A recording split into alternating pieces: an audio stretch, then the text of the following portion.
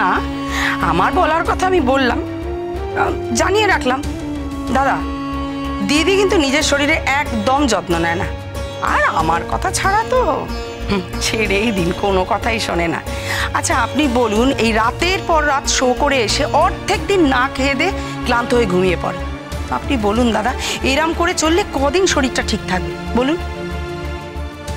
মানসীদি, আপনার দিদি বরাবরই খুব নরম মানুষ। এত ঝড়ঝাপটা, এত প্রেশার, এগুলো সহ্য করার অভ্যেস ওনার নেই। কোনোদিনও সেভাবে করতেও হয়নি, সেই জন্যই নেই। হ্যাঁ, প্রথম প্রথম বাইরের ধকল, বাইরের প্রেশার, এগুলো সহ্য করতে একটু সময় লাগবে, এগুলোর সঙ্গে মানিয়ে নিতেও একটু সময় লাগবে, কিন্তু সবটাই তো অভ্যেস। দেখবেন একদিন মেঘলারও এইসবের অভ্যেস হয়ে যাবে, তখন আর কিছুতেই অসুবিধা হবে না। তাছাড়াও তো নিজের জন্য নিজেই এই জীবনটা বেছে নিয়েছে, ও এটাই করতে চেয়েছে, তাই এটাই করছে। শুধু তোমাকে একটা কথা বলে রাখি আমি, মেঘলা, তুমি যে জীবনটা বেছে নিয়েছো তাতে কিন্তু প্রচুর পরিশ্রম রয়েছে।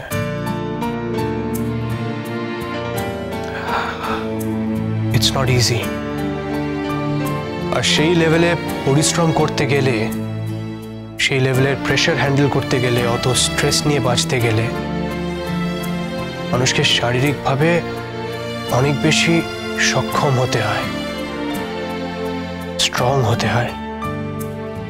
তাই বলবো, চেষ্টা করো নিজের খেয়াল রাখার, নিজের যত্ন নেওয়ার, নিজের শরীরটা অন্তত ঠিক রাখার।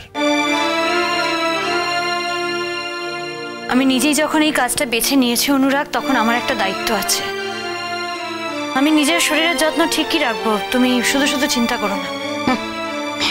দাদা মোটেই শুধু শুধু চিন্তা করছে না।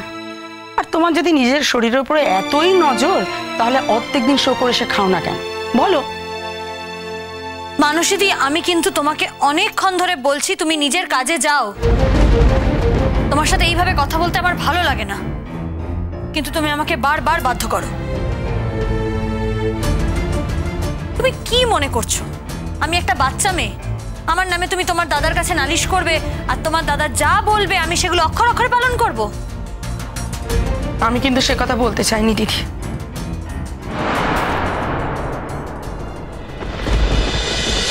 তুমি যে আমার কথা অক্ষরে অক্ষরে পালন করো না, সেটা আমি তো জানি, মানসীদিও খুব ভালো করেই জানেন।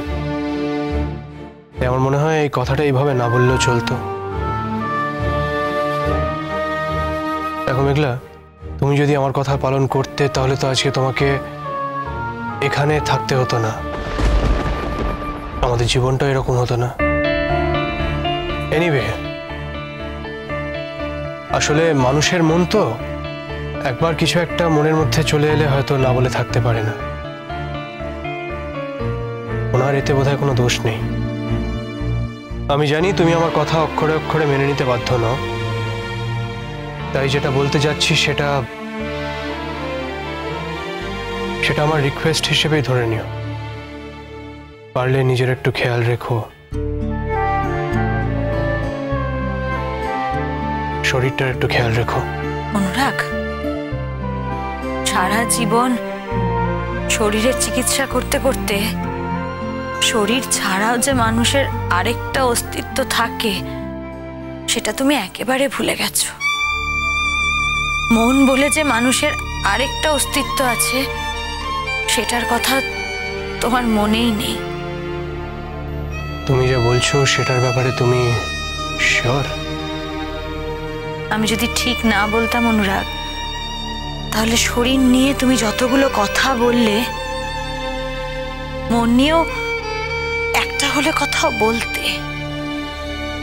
একটা কথা একটু বলো তো, মন ছাড়া কি শরীরের কোনো অস্তিত্ব আছে, থাকে? ঠিকই, কিন্তু একটু ভেবে দেখো মেঘলা, শরীর না থাকলে মনেরও কোনো অস্তিত্ব থাকে কি? এনিওয়ে, যাওয়ার সময় এই ব্যাপারটা নিয়ে তর্ক করব না। ভালো থেকো। ভালো তো থাকবোই, ভালো থাকার জন্যই তো এই পথটা বেঁচেছি অনুরাগ। তুমি চিন্তা করো না, আমি একদম ভালো থাকবো, তুমিও ভালো থেকো।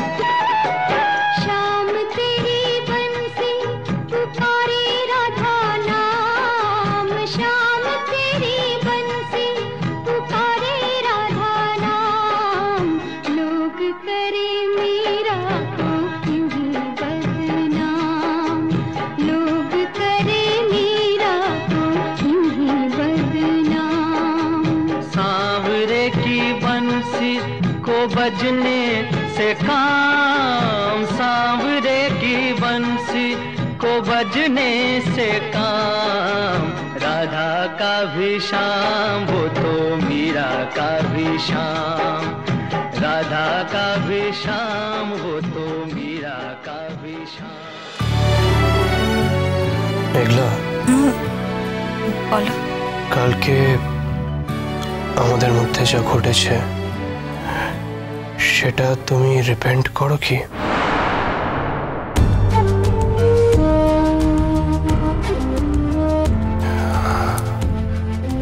না, আসলে কাল আমি নিজেকে একেবারেই কন্ট্রোল করতে পারিনি। তুমিও কোনো বাধা দাওনি, তাই কন্ট্রোল করতে। অনুরাগ, কালকে রাতটা তো চলে গেছে, আজ একটা নতুন দিন, একটা নতুন সকাল। তুমি আজ কলকাতা ছেড়ে, এই দেশটা ছেড়ে অনেক দূর চলে যাচ্ছ। এই কথাগুলো এখন থাক, এগুলো তো বলার এখন কোনো মানেই হয় না। আমার শুধু একটা জিনিসই জানার প্রয়োজন, কালকের ঘটনায় তুমি অসম্মানিত বোধ করনি তো?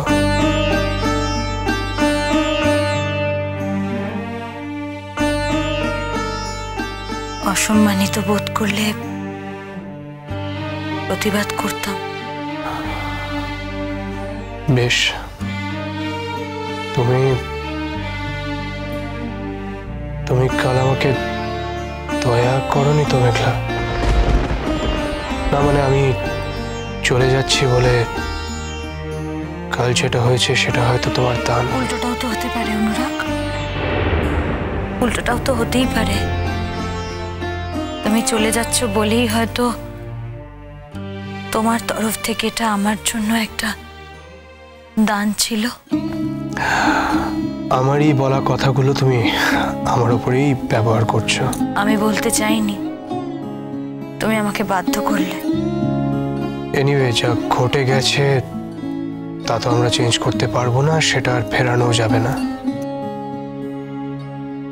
ফেরাতে চাও? আমি কিন্তু সে কথা বলিনি।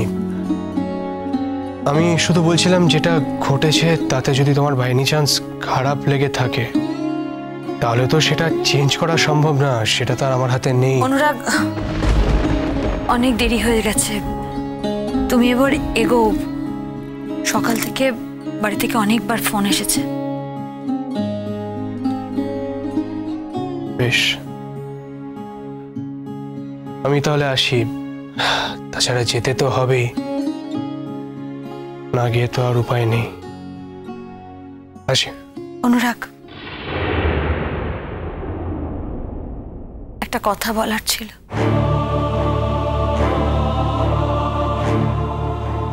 যাওয়া আসা দুদিকের নৌকোই একেবারে ভাসিয়ে দিয়ে চলে যেও না। একটা একটা নৌকো অন্তত ঠিক রেখো।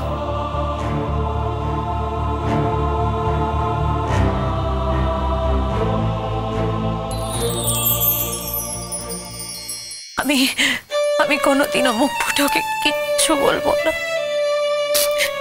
তুমি বুঝতে পারছো না দিদি, দাদা হয়তো মনে মনে ভেবেছিল তুমি দাদাকে বলবে, তাই হয়তো রাত্রে কালকে থেকে গেল। তুমি হাত দুটো ধরে যদি বলতে মুখ ফুটে, দাদা হয়তো যেত না। তুমি বুঝতে পারছো না। হয় না, আর হয়, আর হয়। নদী